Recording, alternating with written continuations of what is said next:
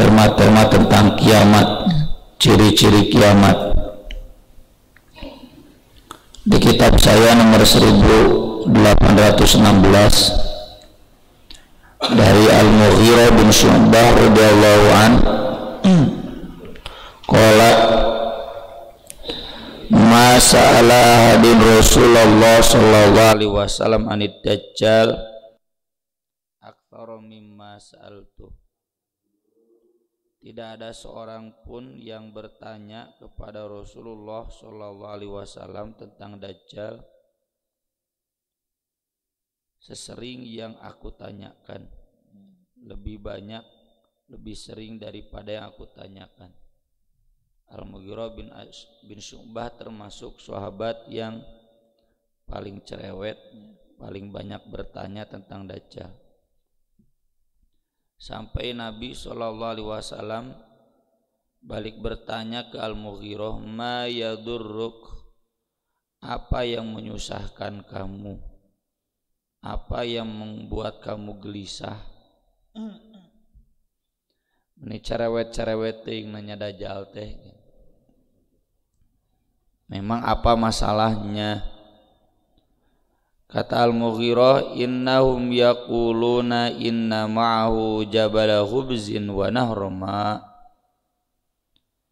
Banyak orang mengatakan dajjal itu punya gunung roti, maksudnya gunung yang penuh dengan tanaman gandum dan sungai air. Qala, kata Nabi, huwa ahwanu 'ala Allahi min dzalik. Itu lebih enteng bagi Allah daripada itu. Maksudnya dajjal itu tidak akan kekurangan makan, tidak akan kekurangan air. Dia punya sumber pangan, sumber air, dan bahkan dia bisa, sebagaimana dibahas di hadis-hadis sebelumnya, menyuburkan satu lahan, membinasakan satu lahan.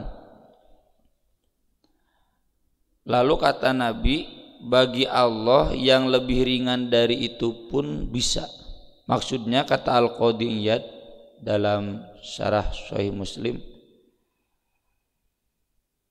Allah menciptakan dajjal yang kekuatannya lebih rendah dari itu untuk membuat gelisah umat manusia. Allah bisa.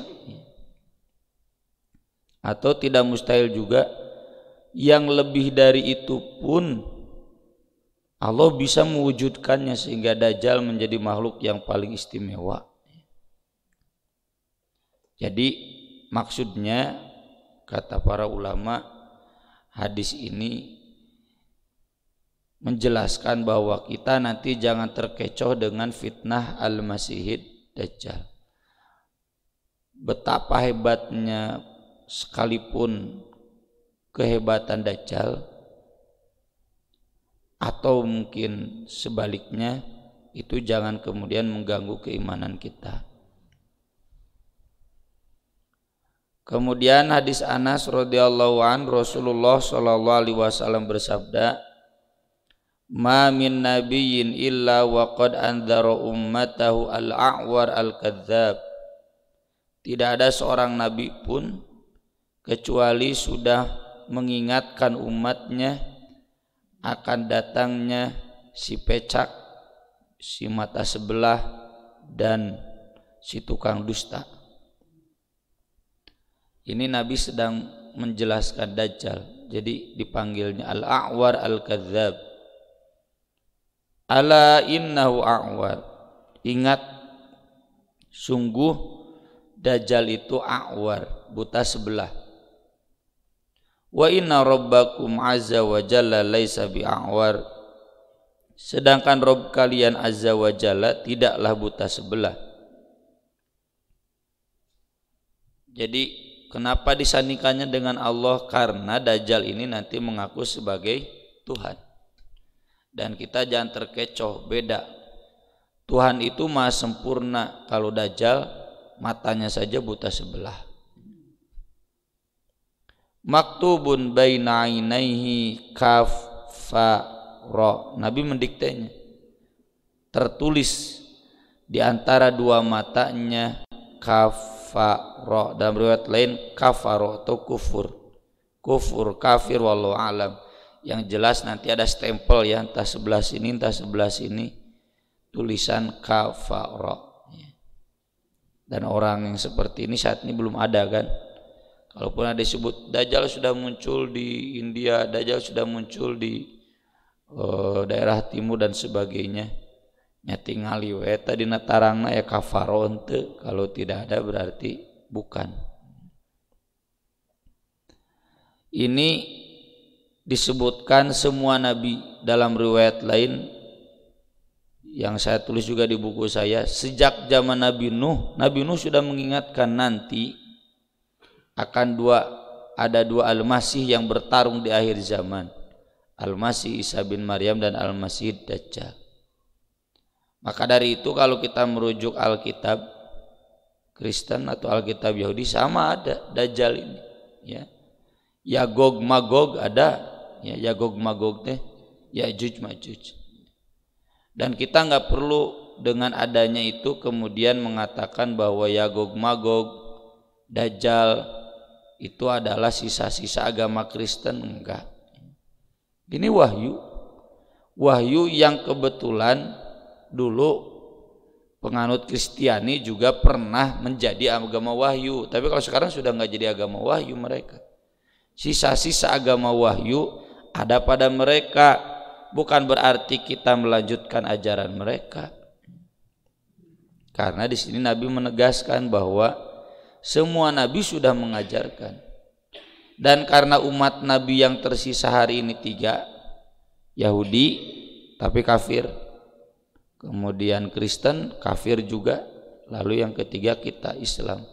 Makanya jangan heran kalau ada mirip-mirip, karena Yahudi Kristen itu dulunya adalah agama para nabi, meski kemudian mereka menyimpang.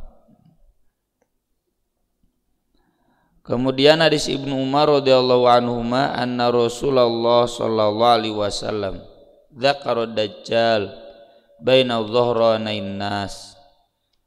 Nabi sallallahu alaihi wasallam menceritakan dajjal di tengah-tengah jamaah. Kata Nabi, innallaha laisa bi'awar, Allah itu tidak buta sebelah. Ala innal masihad dajjal a'warul ainil yumna. Al-Masih Dajjal itu buta sebelah, mata yang sebelah kanannya pecak. Jadi nu beutana nu kenca yang kiri. Ka'anna ainahu ainabatun ta'ifah, seolah-olah matanya itu anggur yang busuk ya. Kalau anggur yang segar kan indah melihatnya. Anggur herang merenya, ini mah tofiah itu arti asalnya padam. Padam tidak bersinar, maksudnya busuk. Nah, ini semua adalah wilayah-wilayah ghaib ya, wilayah-wilayah ghaib yang kita cukup beriman dan tidak perlu rinciannya, karena memang tidak bisa dirincikan selain sebatas yang dirincikan oleh Nabi SAW. Maaf, ada yang kelewat satu ya, yang Abu Hurairah sebelumnya radhiyallahu an qala Rasulullah sallallahu alaihi wasallam, ala uhadditsukum haditsan anid dajjal ma hadatsa bi nabiyyun qaumahu. Perhatikan, aku akan beritahukan satu berita tentang Dajjal yang belum pernah diberitahukan oleh nabi manapun sebelumnya kepada kaumnya. Innahu a'war, Dajjal itu buta sebelah. Jadi Nabi Nuh sampai Nabi Isa sudah mengajarkan nanti ada Dajjal, tapi dalam hal Dajjal itu buta sebelah, nah itu hanya Nabi SAW saja yang mengajarkan. Wa innahu yaji'u ma'ahu bimithalil jannah wan nar, dan dia akan datang besertanya yang seperti surga dan neraka.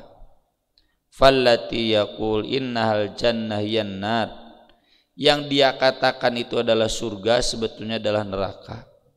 Ini yang nyambung dengan hadis yang kemarin ya, orang yang melawan Dajjal sendirian, yang dia dimatikan kemudian dihidupkan lagi, kemudian disuruh beriman, lalu dia mengatakan sekarang saya lebih yakin bahwa kamu Dajjal.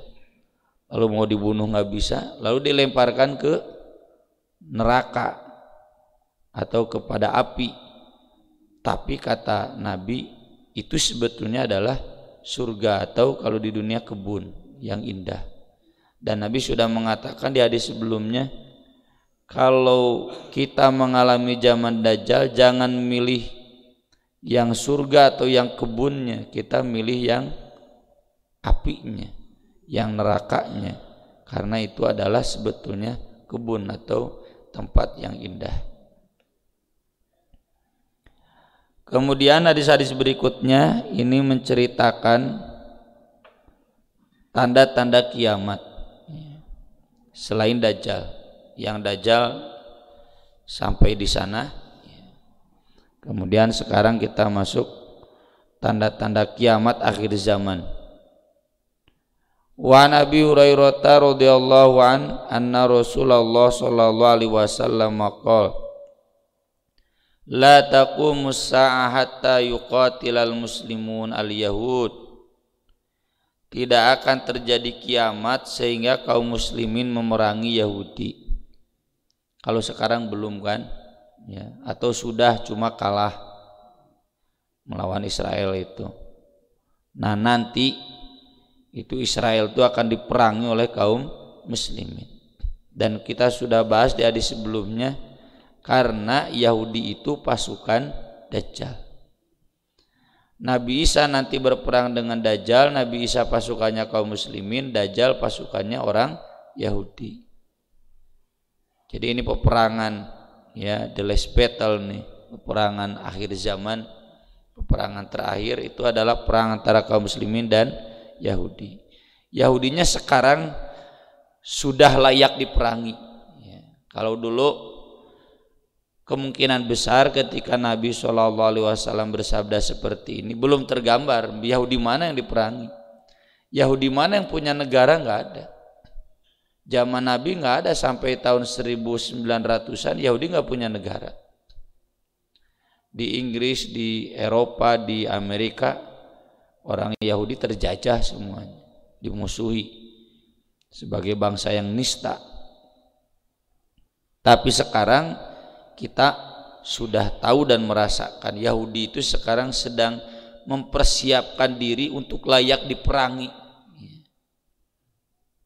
Fayaqtuluhumul muslimun, sampai kaum muslimin membunuh mereka, paeh malayannya saja. Hatta yakhtabi al Yahudi, sampai ada seorang Yahudi yang bersembunyi min wara'il hajar wasyajar, dari balik bebatuan dan pepohonan. Ia bukan melawan kaum muslimin tapi nyala rumput. Memang di Al-Quran juga begitu kan, la yuqatilunakum jami'an illa fi quram muhassanah aw min wara'i judur. Orang Yahudi itu nggak berani memerangi kaum muslimin kecuali di kampung yang berbenteng atau di balik-balik tembok rumah bari nyumput. Nggak berani tatap muka langsung ya, beraninya daring kalau sekarang. Beraninya tidak tatap muka langsung. Mereka itu kata Allah dalam surat Al-Hasyr, la antum asyaddu rahmatam fi sudurihim minallah. Kalian kaum muslim itu lebih mereka takuti daripada mereka takut kepada Allah. Makanya gak heran ya, di Israel kan dibangun tembok. Tembok itu ya kawatannya, kawatnya jagaku tentara. Baru berani. Kalau terbuka langsung mah nggak berani, atau pakai senjata-senjata canggih kalau hari ini. Fayaqulul hajar wassajar, bahkan sampai batu dan pohon yang dijadikan tempat sembunyi oleh Yahudi itu mereka bisa ngomong. Ini bagian dari mujizat menjelang hari kiamat. Bukan hanya batu dan pohon, di Al-Quran disebutkan dabbah, hewan-hewan melata pun, sapi, onta, ngararomong gitu. Annan nasa kanu bi ayatina la yuqinun. Ada di surat An-Naml bahwasanya manusia tidak yakin pada ayat-ayat kami. Ya. Itu ciri kiamat.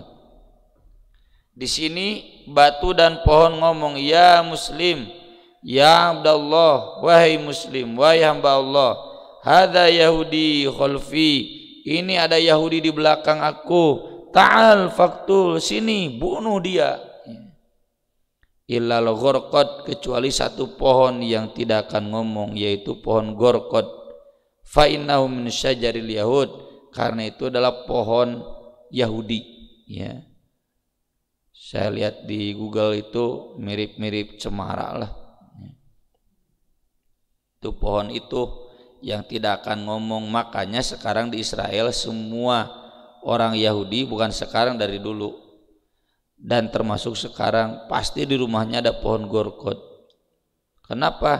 Karena mereka tahu nanti ada perang akhir zaman dan itu yang bisa menyelamatkan mereka.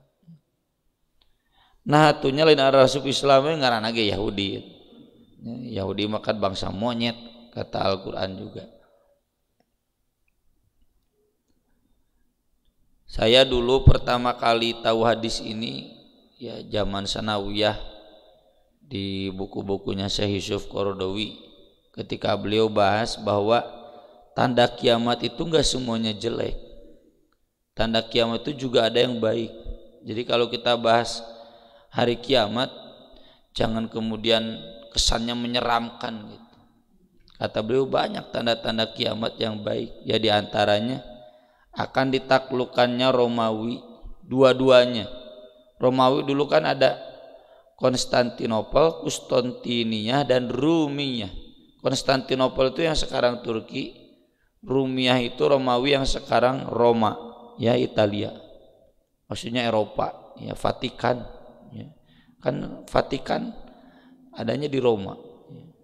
Dan Nabi menyebutkan dua-duanya akan ditaklukkan. Ketika ditanya oleh sahabat, mana dulu yang pertama kali ditaklukkan? Konstantinopel dulu.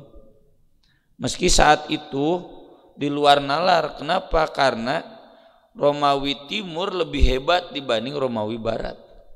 Romawi Barat, Italia, Vatikan saat itu dalam abad ke-8, ya, jauh dari ilmu pengetahuan ya, saat itu.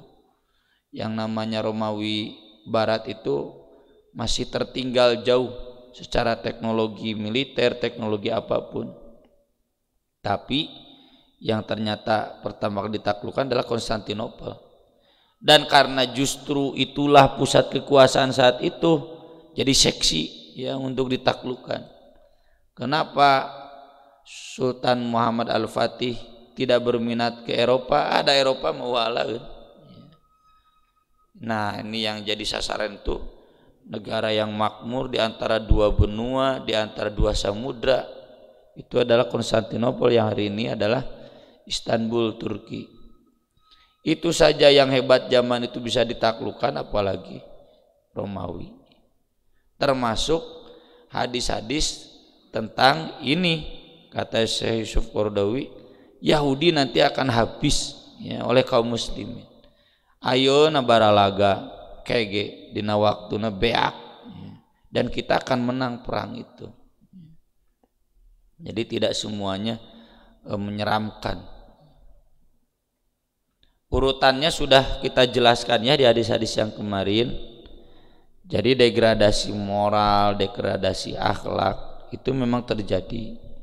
Tapi nanti di zaman Nabi Isa turun, di zaman khalifah yang adil, itu peperangan kita menang melawan Yahudi, Dajjal, Yajuj Majuj. Di sanalah kesejahteraan akan muncul, akan lahir. Jadi sesudah yang menyeramkan, kemudian yang membahagiakan.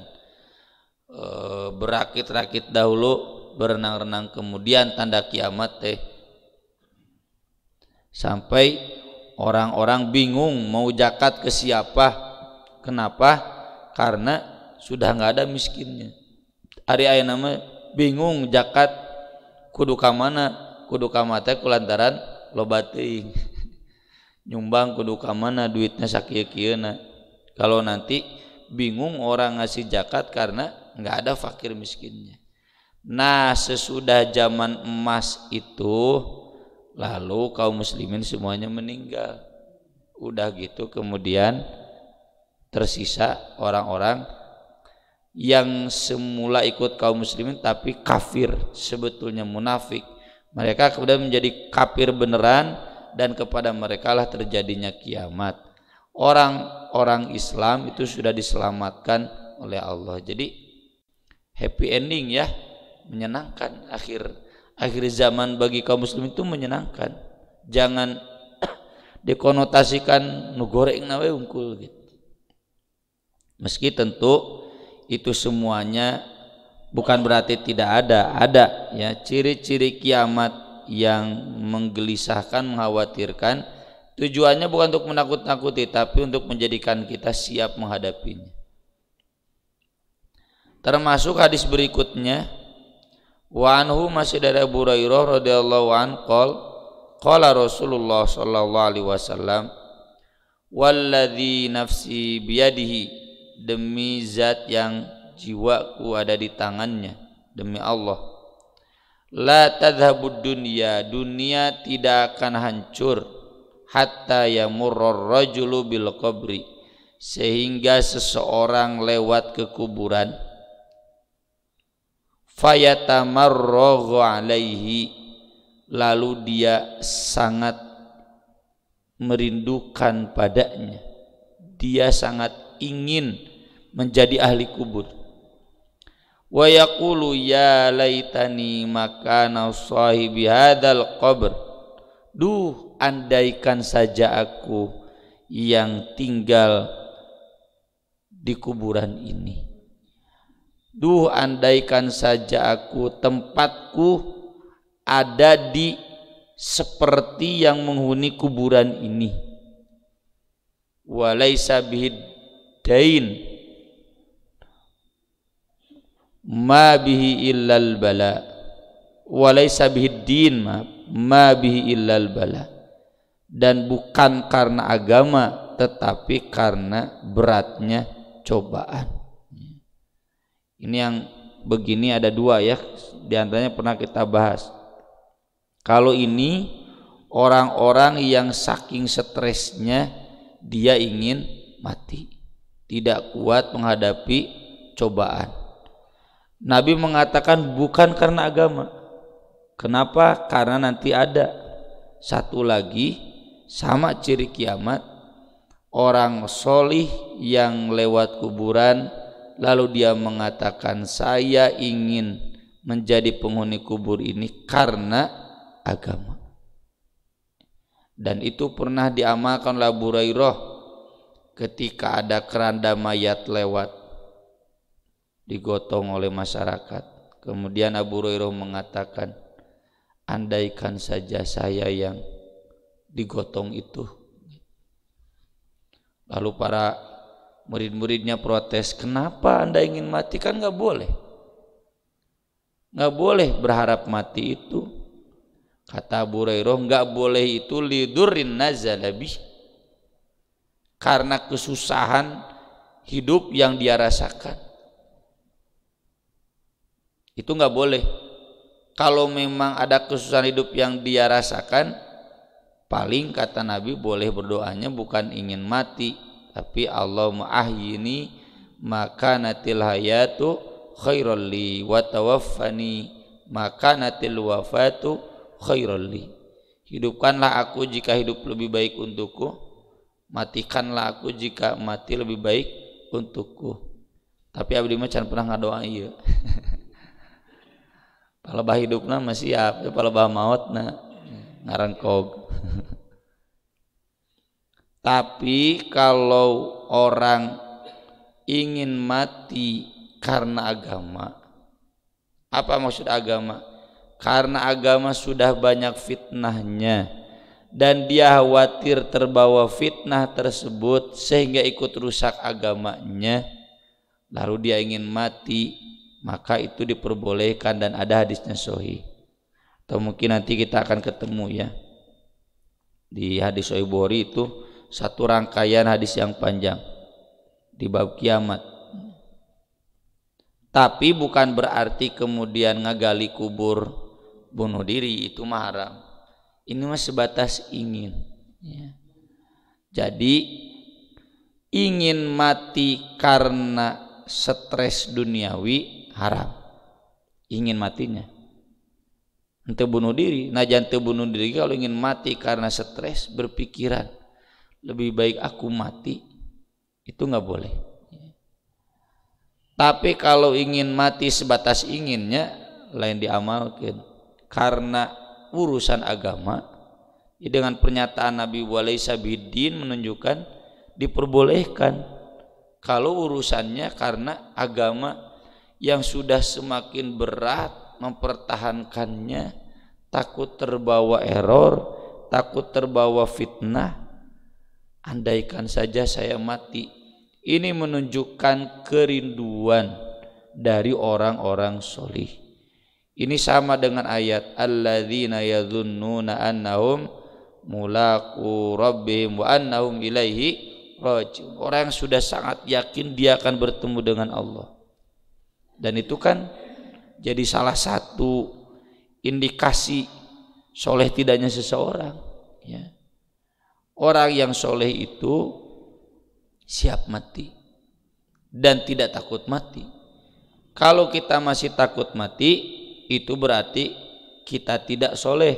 Sebagaimana di Al-Quran ketika Allah menyebutkan orang Yahudi itu takut mati, wala yatamannahu abadan bima qaddamat aydihim wallahu alimum bizzalimin.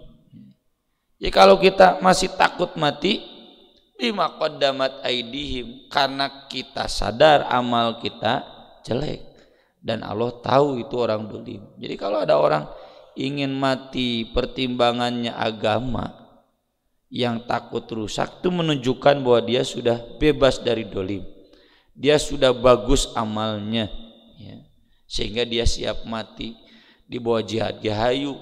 Kalau kita kan boro-boro jihad anu ngancam nyawa, baru berkurang harta sedikit saja, wah mikirna manteng ya, apalagi harus bertaruh nyawa. Nah ini gambaran nanti hari kiamat seperti ini. Dan tentu kita jangan pilih yang ingin mati karena stres, tapi kita kalaupun merasa ingin mati karena pertimbangan agama. Aku qouli hadza wa astaghfirullah li wa lakum, subhanakallahumma bihamdik, asyhadu an la ilaha illa anta, astaghfiruka wa atubu ilaik. Wassalatu wassalamu ala Rasulillah. Wassalamualaikum warahmatullahi wabarakatuh.